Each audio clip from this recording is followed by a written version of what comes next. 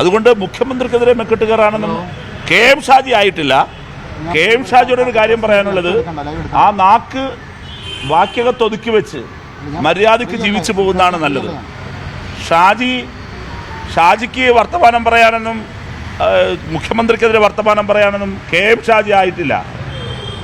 K M ഷാജിക്ക് അല്പമെങ്കിലും മാന്യതയുണ്ടെങ്കിൽ അദ്ദേഹം നേരത്തെ ഈ ജമാഅത്തെ ഇസ്ലാമിക്കെതിരെ പറഞ്ഞ കാര്യങ്ങളോട് സ്വന്തം നാക്കിനോടെങ്കിലും തിരിച്ചു ചോദിക്കണം. നാക്കിന് ലൈസൻസ് ഇല്ല, എന്തും പറയുന്നയാളാണ് ഷാജി. ലീഗ് നേതൃത്വം കെ എം ഷാജിയെ നിലനിർത്താൻ തയ്യാറാകണം. ഷാജി ഇത്രയും കാലം പറഞ്ഞു നടന്നതിലെ ജമാഅത്തെ ഇസ്ലാമിക്കെതിരാണല്ലോ. അന്തസ് വേണം, ഒരല്പ ആത്മാഭിമാനം വേണം. ഇത്രയും കാലം ജമാഅത്തെ ഇസ്ലാമിക്കെതിരെ പറഞ്ഞിട്ട് ഇവിടെ വന്നിട്ട് ജമാഅത്തെ ഇസ്ലാമിയും SDP ഒരുക്കി കൊടുക്കുന്ന വേദിയിൽ കോൺഗ്രസിനും ഒക്കെ ചേർന്നിട്ട് പാലക്കാട് പ്രവർത്തിക്കുകയല്ലേ?